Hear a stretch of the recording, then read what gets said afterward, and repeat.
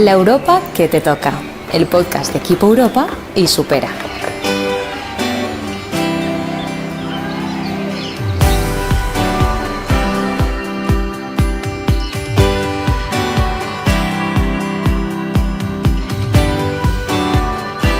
Bueno, ¿qué significa ser joven en Europa hoy? ¿Cómo se construye la identidad europea desde la juventud o qué podemos hacer para fortalecerla?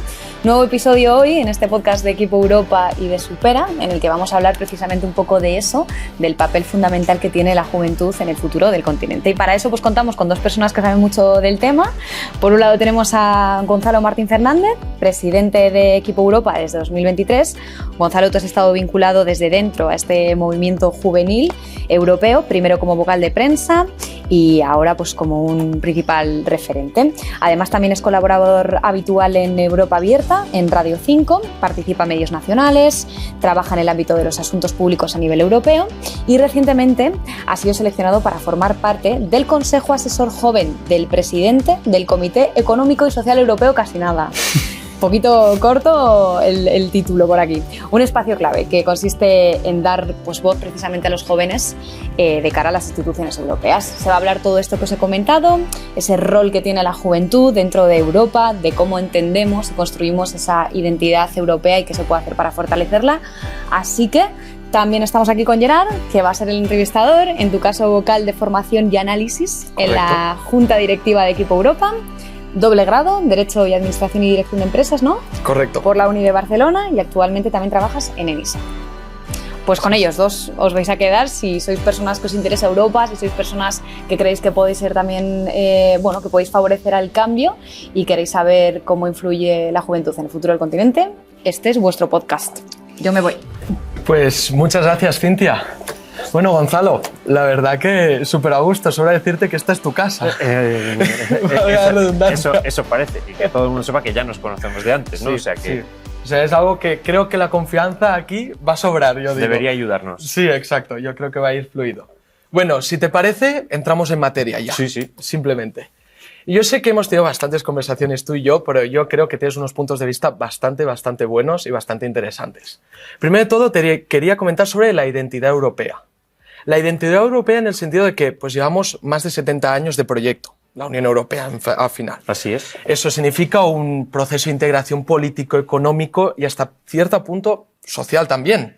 Entonces, sobre todo, podemos ver que a lo largo de este periodo han ido cambiando tanto los valores, las características del proyecto, pues todas las ampliaciones que han ido, pues al final pues empezaban pocos países, ahora son más de 20. Yo te quería comentar sobre, como joven europeísta, que al final pues has vivido la Unión Europea desde que naciste. ¿Cómo entiendes tú ahora mismo? Bueno, sí. Hemos, es verdad, el 99, justito me llegó. ¿Cómo entiendes tú la identidad europea? Bueno, yo creo que la identidad europea, no sé si la entiendo yo, se entiende, ¿no? Sí. Que un poco esto es responder a la pregunta de qué es Europa, que no es tan evidente, ¿no? Para mucha gente. Porque sí, no es sencillo. Efectivamente, lo puedes definir. La Unión Europea es un conjunto de 27 países, pero es también una unión política, es una unión económica, o sea, es muchas cosas, ¿no? Pero yo creo que es interesante ver exactamente qué es lo que nos une y qué es lo que da sentido a que estos países estemos unidos y que hagamos las cosas juntos, ¿no? Y que pues, las poblaciones se entiendan y que realmente tenga sentido. Entonces, esto no es mío, pero creo que lo refleja muy bien. Que es un poco identificar cuáles son los pilares de Europa. ¿Y cuáles son los pilares de Europa? Pues probablemente uno sea el pensamiento griego, ¿no? Del que emanan muchas de las ideas que luego, dan forma a la filosofía europea en general, lo que ha venido después. Uh-huh. Por otro lado, el derecho romano, que es el primer precedente, de una ordenación social de un Estado, aunque no podríamos llamarlo Estado aún, pero bueno, tenemos una ordenación, un precedente efectivamente, un ordenamiento jurídico común a una gran parte de la geografía de lo que hoy es Europa.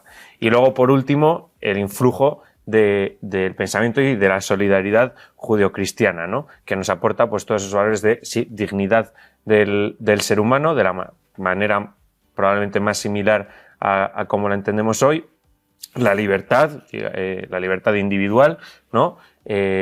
con la idea de libre albedrío, y la universalidad, que es una vocación que Europa siempre ha tenido y la Unión Europea mantiene, que ha ido cambiando en sus formas, que probablemente la vocación de universalidad de los países europeos o de Europa hace 100 años se manifestase de una manera que ahora pues no compartimos, y ahora sigue manifestando su vocación de universalidad, pero digamos quizás de otra manera, ¿no? Procurando dar ejemplo, hablando de los valores democráticos, de la paz, del Estado de Derecho, etcétera. Entonces, yo creo que esto es un poco lo que conformaría lo que podríamos llamar la identidad europea, digamos, rasgos comunes a todos los países que hoy forman la identidad europea. Es verdad que, bueno, derecho romano, pues hubo algunos países a los que no llegó, ¿no? Pero bueno, en el trasfondo de nuestro ordenamiento ahí está. Sí. Y luego está cuál es la identidad de la Unión Europea per se, ¿no? En vez de la identidad de Europa. Y yo creo que la identidad europea la trata de definir el segundo artículo del Tratado de la Unión Europea, en el que habla de cuáles son nuestros valores, ¿no? Y cuáles son los fines para los que se crea la Unión Europea, qué es lo que defendemos, qué es lo que promovemos, qué es lo que queremos que se respete dentro de nuestra casa. Y eso es fundamentalmente la democracia, el Estado de Derecho, el respeto a las libertades, etcétera, ¿no? Y luego la cooperación entre países. Entonces, yo creo que esto es un poco pues una introducción a ser conscientes de dónde venimos, ¿no? Porque aunque la Unión Europea se cree en el siglo XX, esto o comience a andar en el siglo XX, digamos, no es una identidad que de repente nazca porque se crea la Unión Europea, sino que estemos juntos y que tenga sentido que estemos juntos, viene de mucho más atrás de que existiese la Unión Europea. Entonces, luego hablaremos de ello, porque claro, evidentemente, aunque tengamos rasgos comunes, nos hemos peleado mucho, lo cual hace que tengamos que poner en valor todo esto como elementos de unidad, ¿no? Y que tengamos que poner en valor que la Unión Europea existe como un elemento que aglutina y que hace que vayamos juntos y que tomemos las decisiones entre todos, ¿no? Sí. Que esto es realmente lo especial de la Unión Europea per se. Entonces, lo uno, ciertos son los elementos comunes que nos pueden definir como continente, ¿no?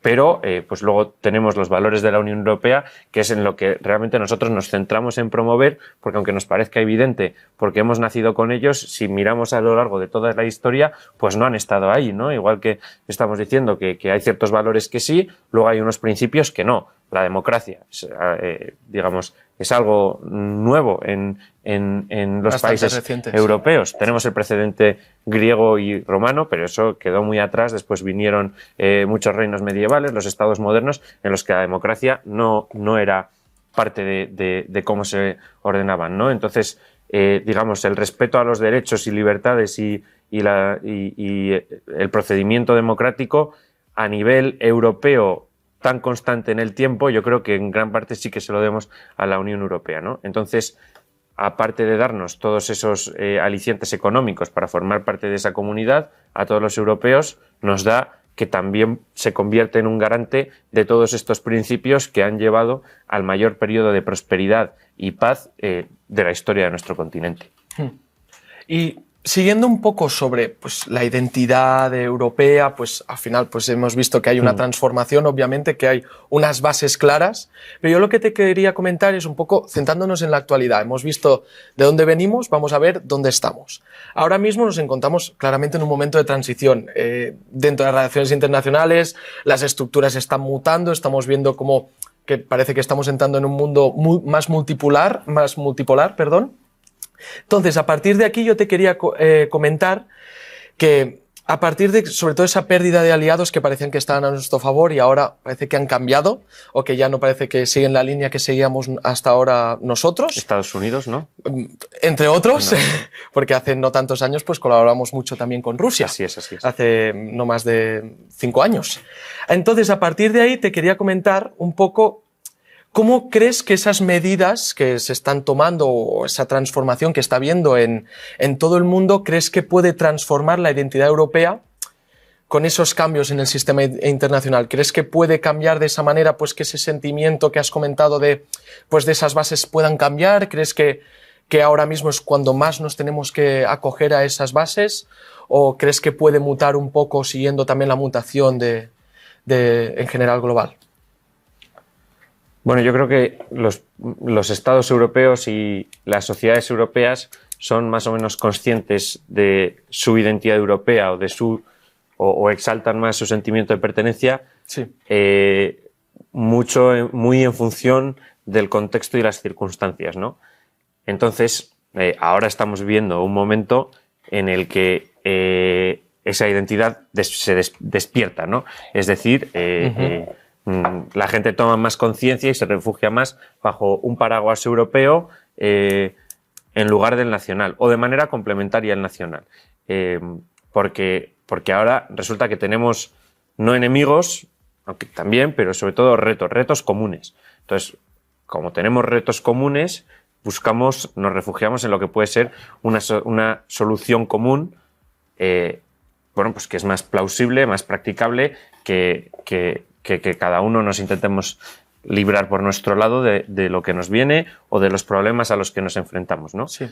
Entonces, pues esto así es ahora.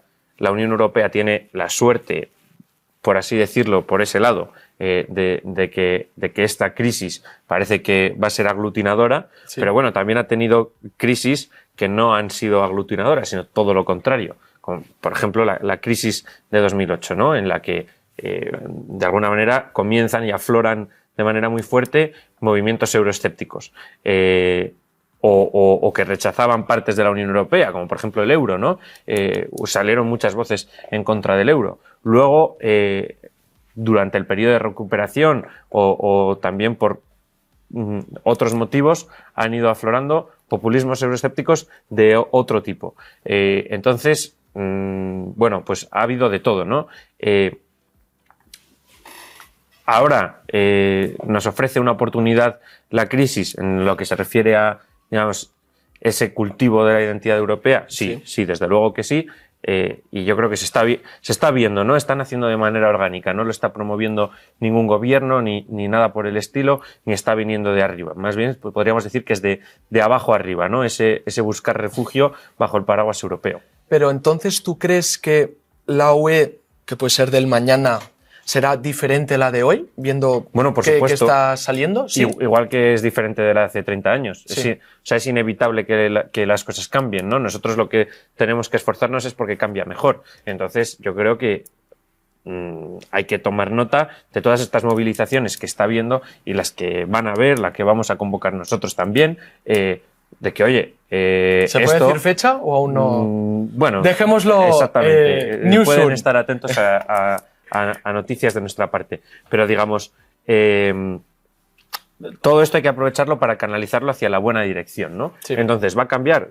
Es evidente que sí. No sabemos si va a ser porque va a haber más países, porque se van a ir los países a la cola de ampliación. Sí. No sabemos si vamos a ir hacia mucha más integración, hacia un poco más de integración. Yo creo que hacia lo que seguro vamos a ir y debemos ir es hacia más integración, ¿no? Completar uniones que todavía no están completas. Puede ser desde la bancaria hasta avanzar en la unión política.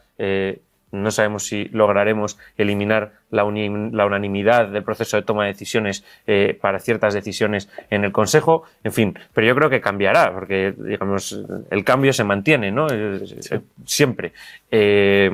Entonces sí, por supuesto que cambiará. ¿Cambiará debido, digamos, el contexto internacional actual será un desencadenante de esos cambios? Yo creo que sí, ya lo está siendo. Lo estamos viendo con la conversación sobre rearme. O sea, esto era una palabra que estaba fuera del vocabulario de los europeos hace 9 meses o menos. Entonces, eso ya es un indicador, ¿no? De repente estamos hablando de la Unión Europea de la Defensa, que no existía como concepto prácticamente. Se habló de ello cuando se dieron las primeras pasos a la Unión Europea, que existiese un ejército europeo común, pero rápido se descartó. El ejército común tampoco es un escenario que estemos contemplando, que se piense que va a ser posible en el corto o en el medio plazo, ¿no? Pero empezamos a hablar de una Unión Europea de la Defensa, en fin, ya eso es un cambio que ha desencadenado el contexto internacional. ¿Habrá más? Pues probablemente sí, y de hecho esperemos que sí, siempre que sean hacia más integración, que a nosotros, lógicamente, como equipo Europa, es lo que nos parece el modelo hacia el que hay que caminar, ¿no? Totalmente. Siguiendo un poco, porque has comentado algo que me parece muy relevante, que son las crisis. Las crisis que hemos tenido en los últimos 10-15 años o incluso más, sobre todo que vemos que ha llevado a un desarrollo normativo, a una construcción institucional, una evolución identitaria de lo que puede ser la Unión Europea, como has comentado también con la crisis de 2008. Has coincidido ya, que ya te has saltado una pregunta que tenía, que era que si coincidías con esta afirmación de que pues, la Unión Europea se construye a base de crisis. Sí. Yo creo que estamos de acuerdo de que parece que sí, de que es algo que ayuda mucho a progresar, porque al final está claro que es como cambian las cosas, a base de crisis y a base de problemas, tanto las personas como instituciones, ¿no? Sí, no siempre, no tiene por qué, pero la realidad de las cosas es que los pasos más grandes, sí. La Unión Europea ha dado sus pasos más grandes como respuesta hacia crisis. ¿Cuáles crees que son los retos más significativos o que dirías esto es lo que ha marcado la diferencia o que parece que ha llevado? Hay gente que comenta el COVID-19, hay gente que comenta la crisis de 2008, más anteriormente. Yo creo que cada crisis ha desencadenado el cambio que era necesario para responder a esa crisis, ¿no? Entonces los cambios han sido de distintos tipos. Sí. La solución a la crisis del 2008, el iniciador de esa solución fue el Whatever It Takes de Mario Draghi, ¿no? Teníamos, aparte de digamos, una crisis financiera, se convirtió principalmente en una crisis de deuda y se empezó a solucionar de esa manera. Se le dio una respuesta económica y se pasó por una defensa férrea de la integración. Luego, en la crisis del COVID, se emitió deuda común por primera vez. Hubo una estrategia europea de vacunación, ¿no? Por tanto, aparte de una respuesta económica, una respuesta sanitaria. Sí. Que evidentemente en la crisis del 2008, efectivamente, no se había hecho. Entonces, sobre si la Unión Europea avanza a base de crisis, sí. ¿Por qué pasa? Bueno, pues yo creo que es un poco fácil de entender, ¿no? Hay que poner a mucha gente de acuerdo, entonces, bajo circunstancias normales, pues por la propia dinámica de las cosas, es normal que haya... Cuando hay presión trabajamos más. Bueno, claro, está claro de que ya eso es. Entonces, es normal que haya que cada país tire barra hacia casa y quiera un poco, pues, digamos, salir beneficiado de las negociaciones. Sí. Las crisis introducen un elemento que es la urgencia, que en ese sentido beneficia a la toma de decisiones, ¿no? En el que es más importante y más urgente encontrar una solución que sacar tajada de cada negociación. Que por el otro lado, muchos países van abandonando esa visión, ¿no? Porque se entiende que, digamos, una solución a nivel europeo, pues yo una vez cedo en esto porque, oye, la próxima decisión a lo mejor me beneficia a mí más que otro país y un poco esa debería ser la dinámica, ¿no? Sí. Empezar a pensar en el beneficio de Europa en su conjunto y que esto subsecuentemente termina beneficiando individualmente a todos los países. Pero dicho esto, sí, y ahora, con cuestión de las crisis, sí, damos pasos más grandes y más rápido en las crisis y ahora con el contexto internacional se está volviendo a demostrar, ¿no? Estamos sufriendo una crisis de remodelación del orden internacional, sí, o de destrucción del orden internacional. Prácticamente. Nos ha pillado desprevenidos, pero estamos volviendo, o sea, bueno, nadie se lo podía esperar, ¿no? Como está pasando de esta manera, muchas cosas pues no se tomaban en serio. Está sucediendo con Ucrania, está sucediendo en Gaza y bueno, vamos reaccionando en la medida de las posibilidades que tenemos, porque la realidad es que bueno, pues no tenemos, ningún país europeo tiene el ejército americano, ¿no? Ni el euro es igual de fuerte que el dólar. Pero bueno, estamos en la etapa en la que nos hemos hecho conscientes muy rápido de cuál es nuestra situación y ahora estamos respondiendo. Habrá que ver cómo de lejos llega esa respuesta. Pero bueno, de momento, pues se ha sacado la estrategia Readiness 2030. Habrá quien esté más o menos de acuerdo con el tema de la defensa. Sí. Yo creo que es una cosa que nos tenemos que tomar en serio. El cómo, pues de momento daremos un voto de confianza, ¿no? Pero es evidente que tenemos que caminar hacia ser, en la medida de lo posible, autónomos. Sí. No renunciar al multilateralismo, que es un sistema que la propia Unión Europea ayudó a crear junto con los Estados Unidos, digamos, el nuevo orden internacional lo crearon los propios Estados Unidos y, pues bueno, ahora habrá que adaptarse a lo que pase, pero desde luego habrá que estar preparados para lo que pase. Y y gracias a este contexto, pues estamos dando pasos en ese sentido, ¿no? Por malo que sea el contexto y por mucho que prefiriésemos que no estuviésemos en esta situación, dicho sea. Totalmente. Voy a cambiarte un poco de tema, aunque seguiremos hablando de la Unión Europea, que es relativo al rol de los jóvenes. Pues al final encabezas pues una asociación la más grande de España a nivel de jóvenes. Encabezamos. Encabezamos, sí. Encabezamos junto con dos. otras 8 personas.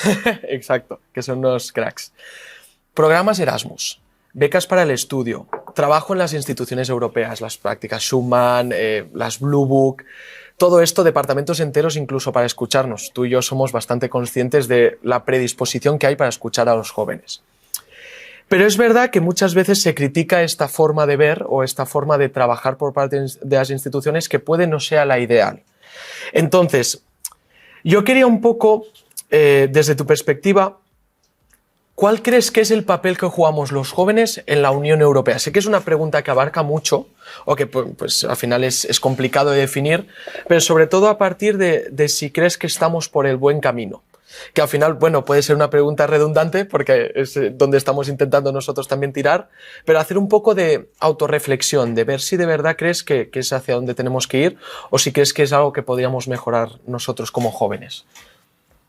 Hombre, yo creo que los jóvenes por lo menos intentamos ir por el buen camino porque si no, ¿qué sentido tiene? Estaríamos apañados. Efectivamente, imagínate hacer todo lo que hacemos pensando que vamos por el mal camino.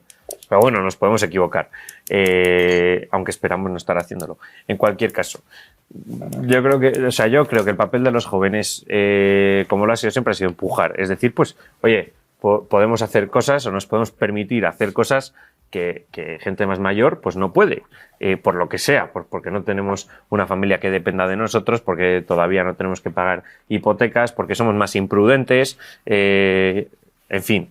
Entonces, bueno, pues podemos defender nuestras ideas con más vehemencia que quizás que personas más mayores, aunque haya personas mayores que lo hagan, ¿no? Pero digamos, bueno, pues yo creo que procede que los jóvenes estén a la vanguardia de ciertos movimientos, siempre ha sido así, durante mucho tiempo ha sido así, y yo creo que es bueno que sea así porque, al fin y al cabo, somos la generación que va a heredar la Europa de mañana, o incluso ya de dentro de nada, ¿no? La Europa, la España, en tu caso y el sea. mío, prácticamente. Sí, bueno.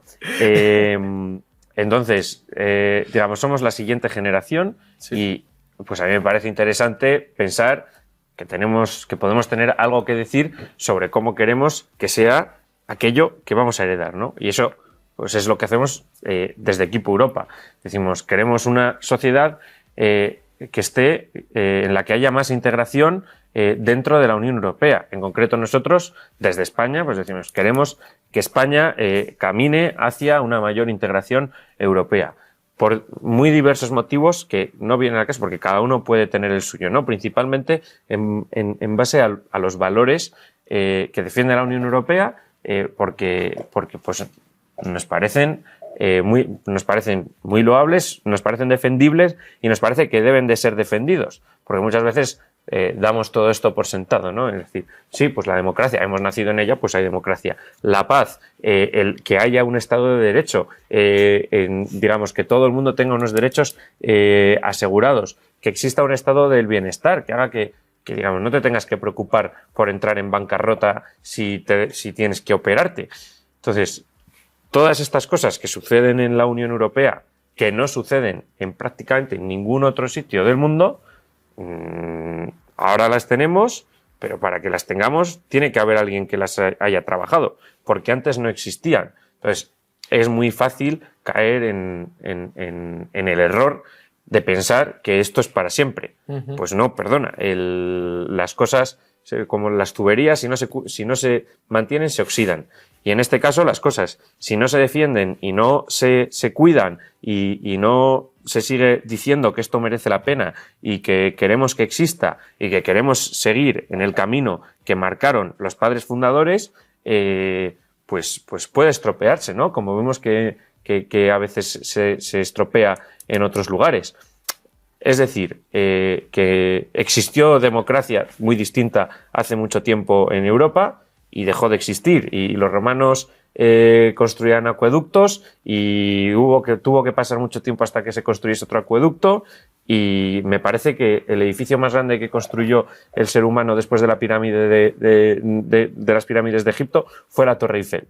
Entonces, digamos, ¿qué quiero decir con esto? Que hasta lo que a nosotros nos parece muy bueno hoy se puede derrumbar. Entonces, no soy fatalista, no creo que vaya a suceder ni que nosotros lo vayamos a ver, pero sí que creo que, o por lo menos yo quiero heredarlo por lo menos en las mismas condiciones en las que en las que lo tuvieron, en las que lo tuvo la generación que nos precede, y creo que en la medida de lo posible debemos intentar mejorarlo, tener esa conciencia de pensar como generación en la que, oye, nosotros por lo menos vamos a mantenerlo, queremos mejorarlo para que la siguiente lo herede, a ser posible, mejor de lo que lo hemos cogido nosotros, es decir, una sociedad lo más democrática posible, en el que haya un respeto cristalino al Estado de Derecho, en el que se respeten las libertades, en las que el estado de bienestar funcione. En fin, es muy especial en un sitio en el que hay una libertad económica muy razonable y a la vez un estado del bienestar fuerte que no deja a nadie atrás, ¿no? Entonces, esto por hablar de lo económico, pero sí, también en el tema de las ideas, es decir, un continente en paz donde nunca lo había habido, pues hay que ponerlo en valor también. En definitiva, nuestro papel yo creo que es defenderlo y empujar porque se avance en esa dirección. Al final queda muy claro que sobre todo los jóvenes tenemos que conservar lo que nos ha llegado e incluso mejorarlo. Yo creo que sí. Sobre esto, en este sentido, ¿crees que la sociedad española, y seguir centrándonos en los jóvenes, son más europeístas ahora de lo que éramos antes? Creo que hay de todo. Creo que hay muchos jóvenes que son... Probablemente haya más jóvenes que son menos europeístas que de los que había hace 30 años. Porque, ¿sabes un porqué así? Bueno, porque... Sé que no es fácil la pregunta. Porque, primero, porque ya has nacido dentro de ello, no es algo a lo que aspiras. Cuando nuestros padres tenían nuestra edad, bueno, un poco antes, porque tampoco son tan mayores, pero la Unión Europea era aspiracional. Es decir, era algo... a lo que aspirabas como ciudadano español, un club al que unirse, ¿no? Que te iba a dar tantísimos beneficios, que de hecho que dio tantísimos beneficios. En fin, España venía de una dictadura y en cuestión de menos de 10 años se instauró una democracia y se entró en la Unión Europea en el año 86, que celebraremos el 40 aniversario el año que viene. Este año celebramos el aniversario de la firma del tratado.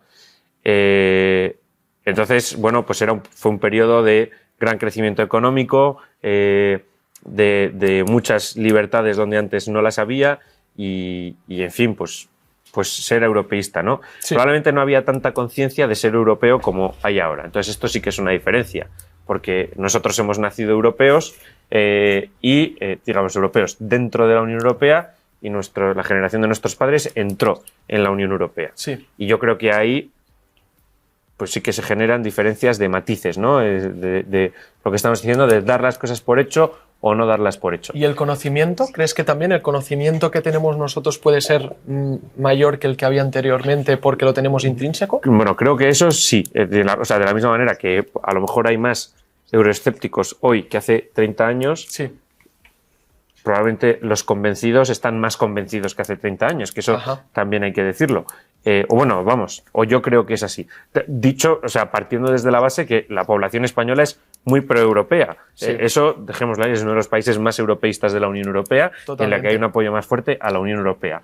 Entonces, pues yo creo que sabemos más sobre la Unión Europea. Sí, ahora nosotros vivimos en una burbuja en la que, eso es verdad. En la que o no vivimos, pero estamos dentro de un círculo en el que hay mucha gente a la que le interesa esto, ¿no? Pero bueno, yo creo que en general sí, porque aunque sea poco, en el colegio algo te explican, oyes en la tele, ves tal. Entonces, desde que eres pequeño te van contando cosas sobre, ¿no?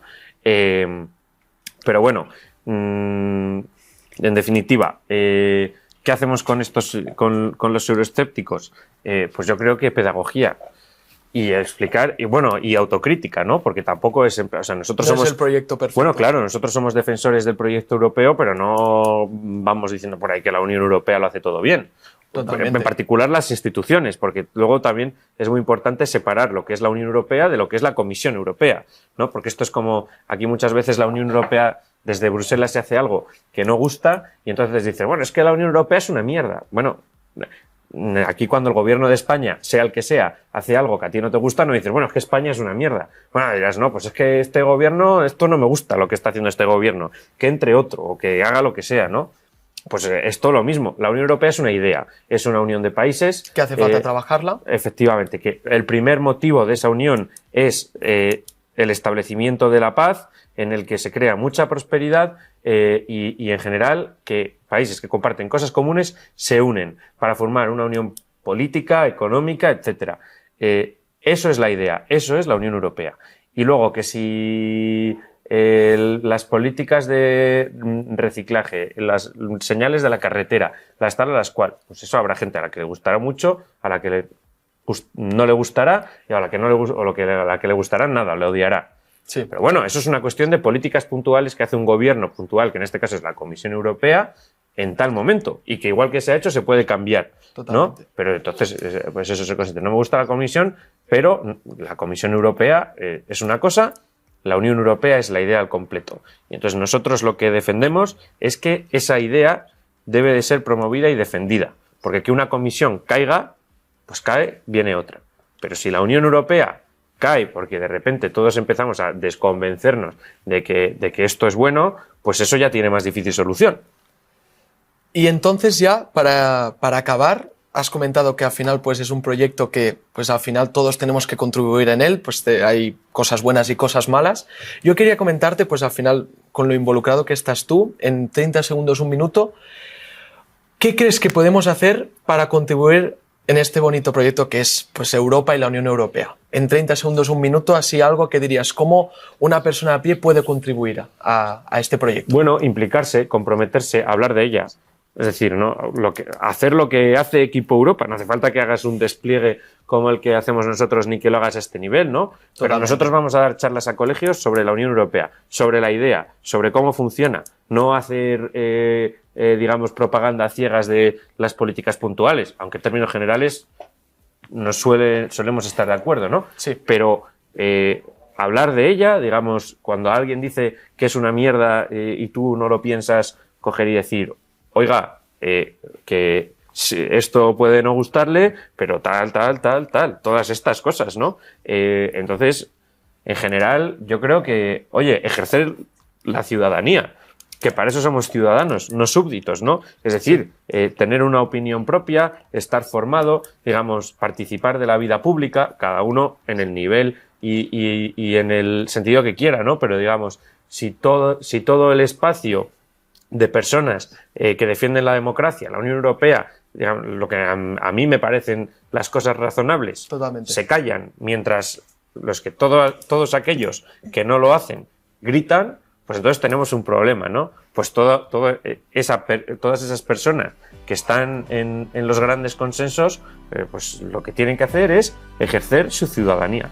Y por eso convocamos a la gente a las calles, damos charlas, etcétera.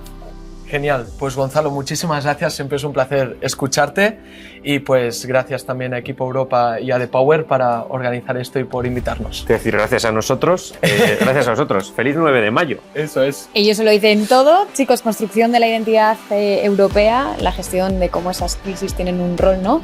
En esa propia construcción, la adaptación de los retos que van llegando, la Unión Europea de la defensa y sobre todo pues, el papel que tienen los jóvenes en esta nueva etapa. Mil gracias por lo que habéis puesto encima de la mesa. Gracias a vosotros. Y ya solamente decir que nos vemos en el siguiente episodio.